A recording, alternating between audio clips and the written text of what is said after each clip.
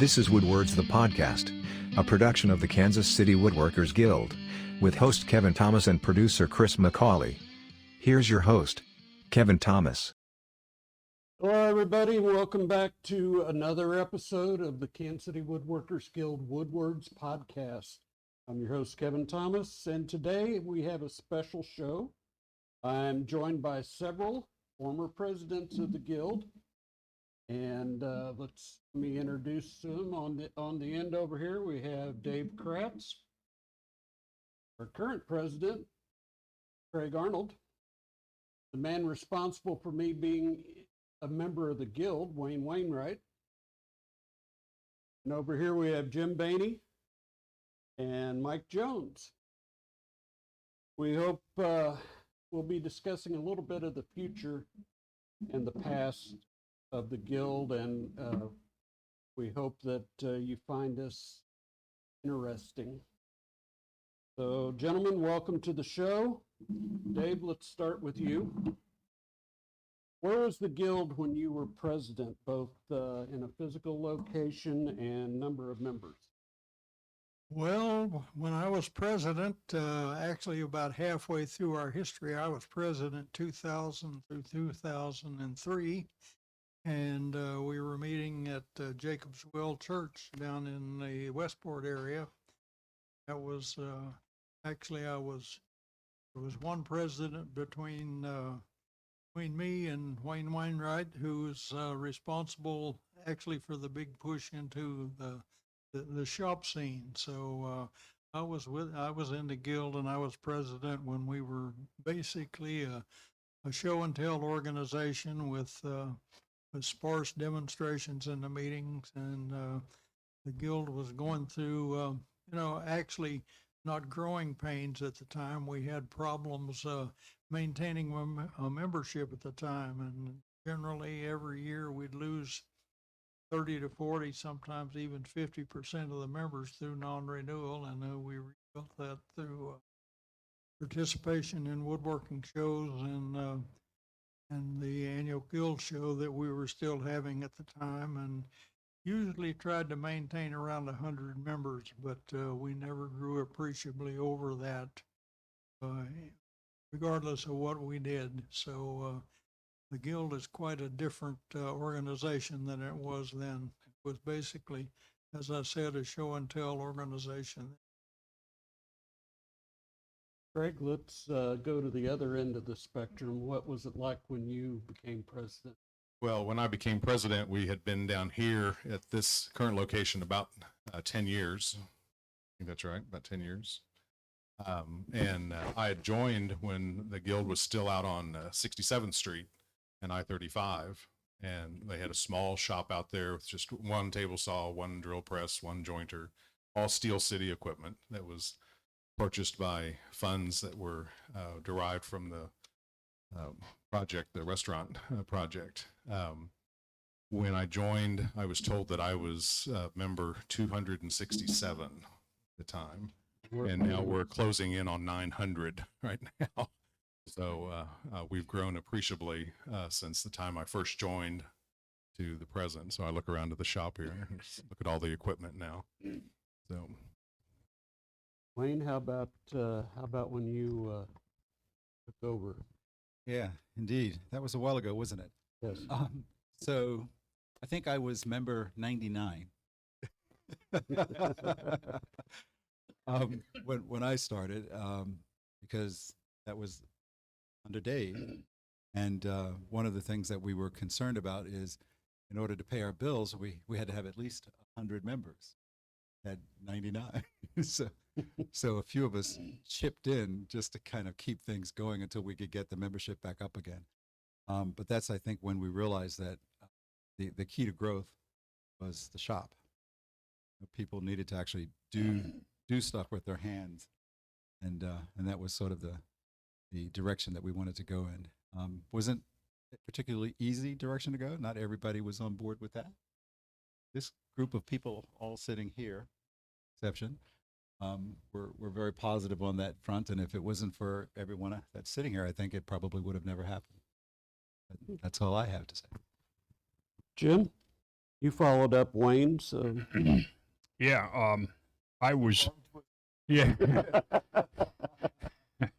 I was the last president at Jacobs Well. At the end of my 2-year term, we decided to move to 63rd Street.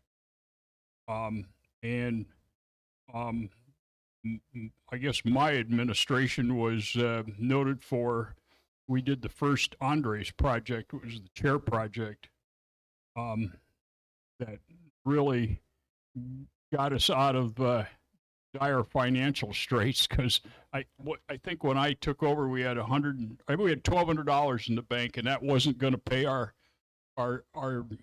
rent for the year. So we had about 115 members at the time, and gosh, that was a long time ago. Mike, you followed up Jim. Yeah, it's funny. I still recall talking to Jim and saying, "Look, if you'll be president, I'll be your vice president." And it took some it took some arm twisting to get him convinced, because he didn't want to have anything to do with it.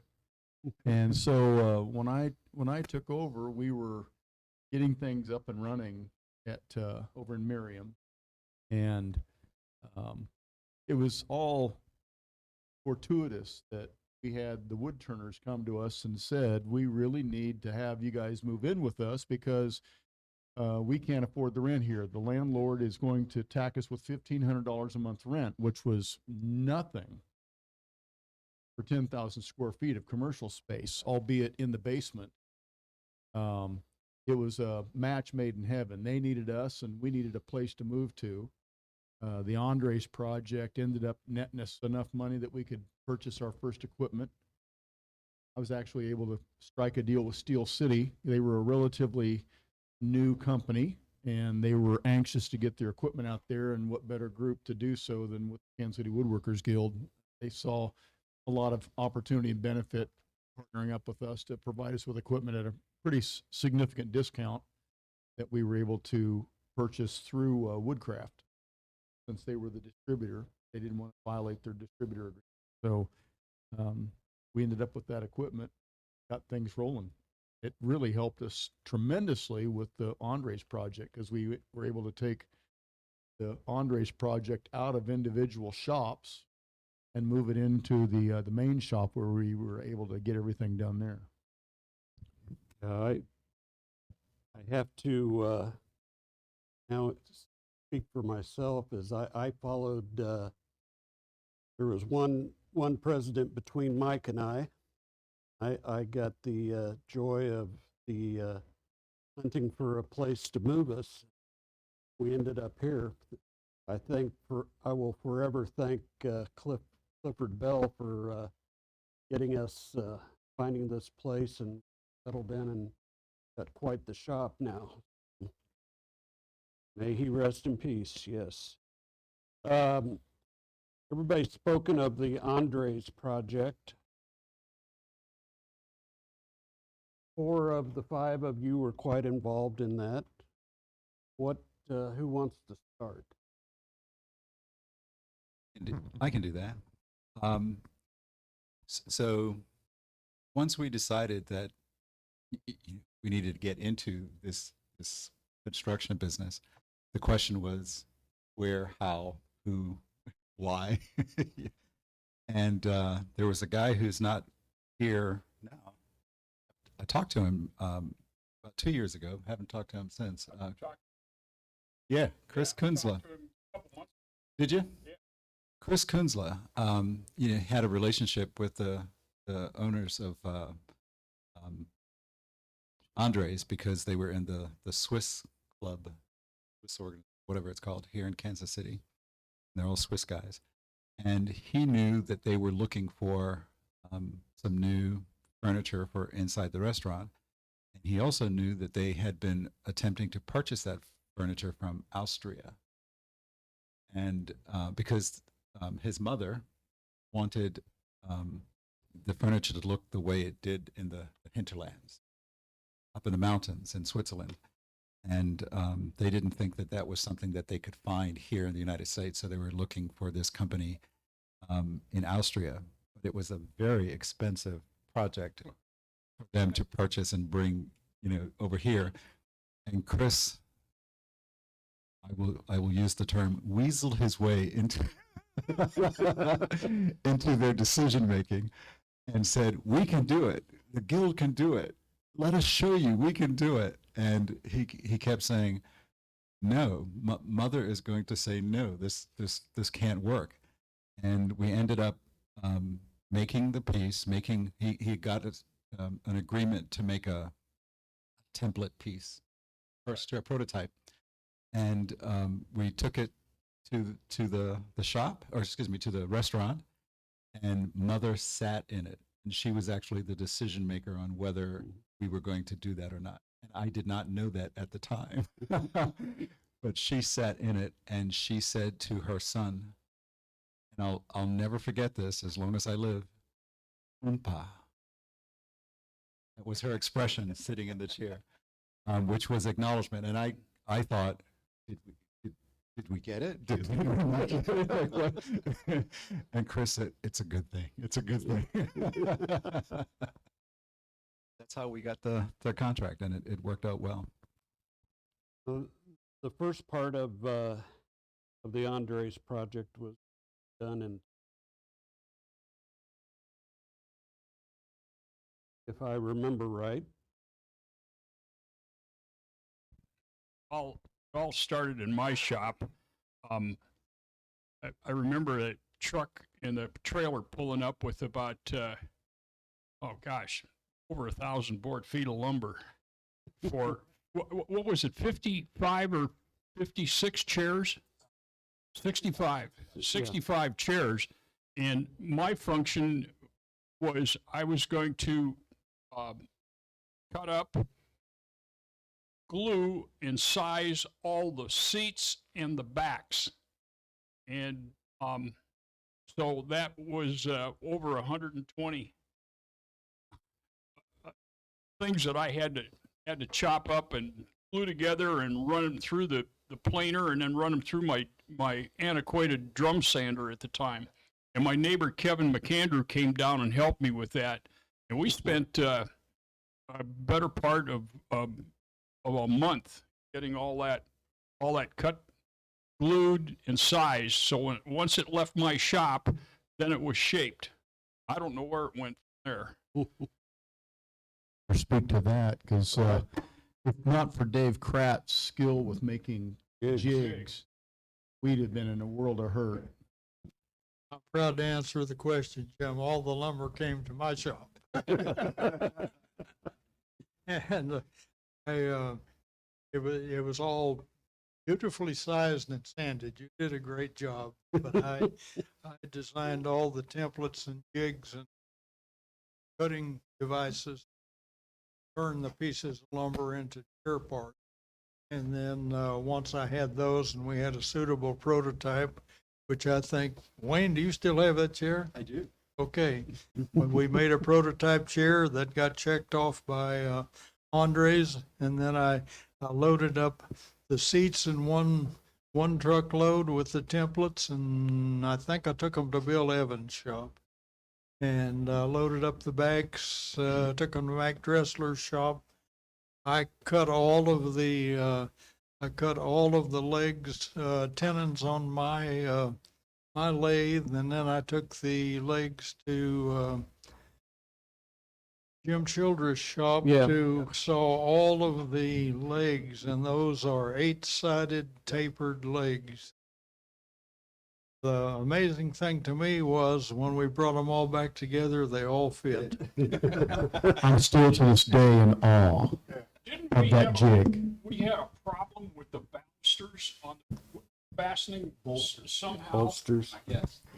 Yeah.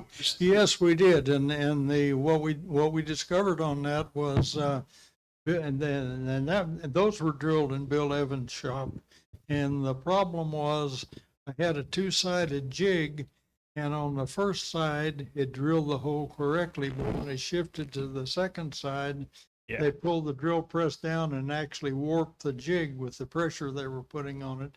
And the legs weren't in line with one another, so we had to remake all the bolsters. Yeah. And Yeah. And Ken Sokol took the original bolsters that we had left over and made workbenches out of them, if I remember right. I only got in on the final assembly of the chairs, so have to thank Charlie at Woodcraft for allowing us to do that assembly there in their back room, and then load them all up and send them down to the airport to be sprayed. Yeah, didn't part of them went to the airport, and didn't part of them go to Bill over to one of the woodworking shops? Where does No, that's the next phase. We took all the chairs, we loaded them in my trailer and hauled them down to the downtown airport. that's right. And sprayed everything down there, and that was Bob probably Bob King's first experience shooting waterborne poly. And he actually grew to love it after spraying all 65 chairs. If I may interject, just to reiterate that point, he told us that we were absolutely nuts for even thinking about using that product Yes. until he actually sprayed them, and then he decided, hey, this is pretty darn cool. That was, to me, one of the greatest explanations of what the Guild is about, that project, how everybody came together, utilizing all the different shops prior to moving to Merriam. Then we moved to Merriam, and that changed things exponentially. Well, what was the next item? Was we The made next tables? phase was the tables. Tables. Yep, the tables, and the tables were challenging in and of themselves. And again, if not for Dave Kraatz and his ability to figure out a problem, there was always a solution Dave could come up with problems, because we had to edge band that maple plywood with 8/4. Yeah. Yeah, it's at Eight least quarter. 8/4. And then they wanted a decorative cherry inlay put in on top of that. And then, of course, we had to get all that flattened off to the plywood without burning through the veneer. Yeah. Gave Sell from Andres the choice of, do you like the strip decorative lay around it? And he says, and we were hoping, no, I don't like that. And he goes, oh man, that's great. I love that. Oh, shoot. And then we had to come up with a design on the legs. And we had to, the original plan was just to have a locking key in the stretcher on the outside. We discovered that wasn't enough rigidity to make that table solid. So we had to come up with another plan. That was a project that was constantly in flux in terms of from design to production. Again, I credit Dave, because he was always the one that seemed to be able to come up with the proper solution to the problem. And that project was just fraught with all kinds of problems that we were able to overcome and accomplish.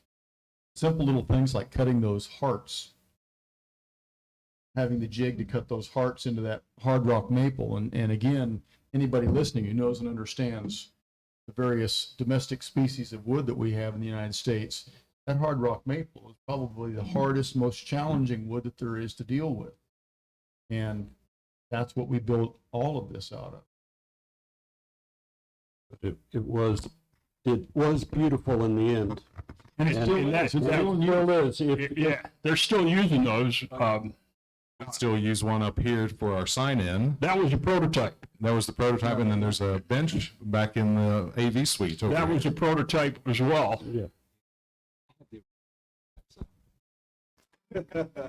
Are they holding up well? So where do we go next? We're finished with Andres. What was our next fundraiser? That ended up, I had to abbreviate my president. I had to ask John Johnson, my vice president, to take over for me, because I picked up a job with Field Turf Canada, and it's a synthetic turf company. And wasn't even a month into my job with Field Turf, I got my first bunch of turf sample boxes. And Field Turf typically put a section of turf into a box and then put 10 pounds of sand and rubber into the turf to replicate what it looked like when it was installed. So you put a box together, you fill it full of turf and sand and rubber, you put it in a box and hand it to FedEx, and you can imagine what to put next. Of the first 10 boxes that I received, there were 3 of them that were actually usable. And I was looking at the construction of these boxes, and they were made out of birch face particle board plywood with an 1/8-inch piece of masonite stapled to the bottom, crown stapled. And then they had a plywood lid that just basically set in the top and was held in place by the little screen door latches. Just not a good design. So I suggested to our vice president of marketing, if we could make you a box that we guarantee you wouldn't come apart in shipment and would contain all the sand and crumb rubber, would you be willing to switch over to let us do those? And they said, in a heartbeat. So the next thing we know, we got an order for 2,000 boxes. I think that was the first order we got from them. So that launched us into a nice long-term relationship with Field Turf, making those sample boxes. And that design morphed into different designs, bigger boxes, more complicated, more complex. They had a silk screen, the lids and the side walls. And but that was the next big ongoing fundraiser that we did that really netted some pretty decent profit for the guild to allow us to set aside, squirrel away money to fund the purchase of the equipment in this shop. Okay. Well, So I have a question. Since I left, right about that, boxes were. One of the things I always wondered about is we always had a number of members who were not happy about going into the guild, going into the production business. That was something that should only be for members and businesses. Guilds shouldn't be in that business. I'm curious, did we lose members because of these projects? don't remember. I don't think so, because what the guild always did was they sold the participation on building your skills. There was some great PR work done in that, and we always had more than enough volunteers that wanted to basically work on those projects, and enough retired guys that were looking for something to do. I figured that would be the case. I just wanted to confirm and make sure, since I wasn't here to actually see it. We actually picked up skills that none of us ever had. I was the only one out of the whole group that had ever any kind of silk screen. And the first screen that I made actually worked out pretty good, but we discovered pretty quickly that the frames and the screening material and the diazo that is used to make the silk screen buying at the local art supply wasn't quite adequate using it on 1,000 box lids. And so we ended up getting pretty sophisticated with our silk screening methods. We ended up buying our screens and frames from a company in Florida that pre-did all of it for us. They ship it to us ready to start laying ink down. So again, it was a learning curve. And of course, I had to step away because I was on the road constantly with Field Turf. So this stuff was happening after I walked out the front door and didn't look back.